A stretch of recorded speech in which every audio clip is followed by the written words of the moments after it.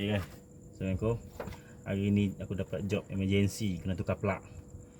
Sekarang ni masalah dia ni tempat pembuka plug dia saiz 16.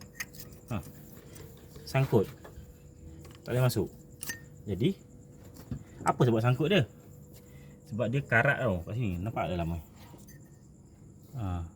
Yang ni aku dapat keluarkan dah. Okey, cara dia nampak ni. Ni kan. Lubang dia ni. Aku spray WD-40. Spray sekeliling. Okey, lepas tu kubuh macam ni.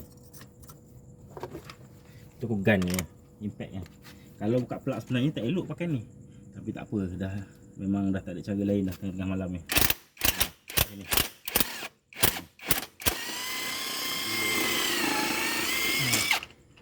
Kita macam ribu je lah.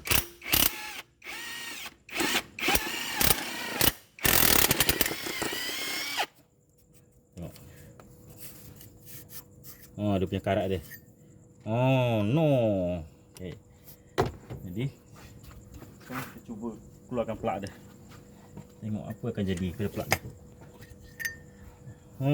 Ni dia punya karat dia ni. Okey. Okey. Setelah keempat-empat semua plug aku berjaya keluarkan. Jadi ada dia punya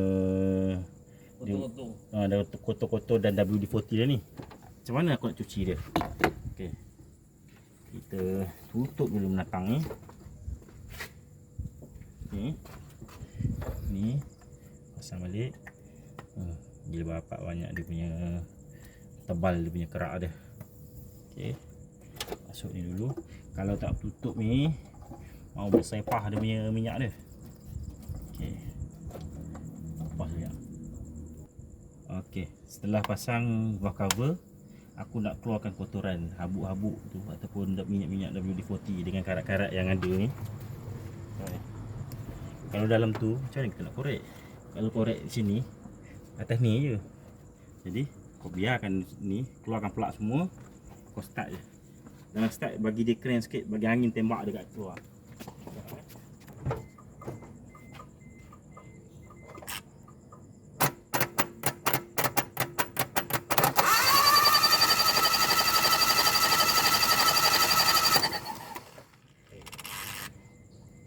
Dah.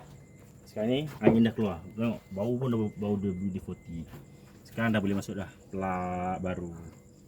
Dah plug baru. Dah settle lah masalah. Kalau ikutkan aku rasanya nak pakai ni.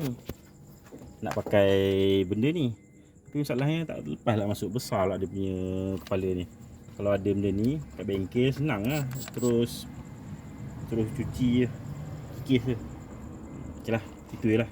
Kira selesai lah masalah ni.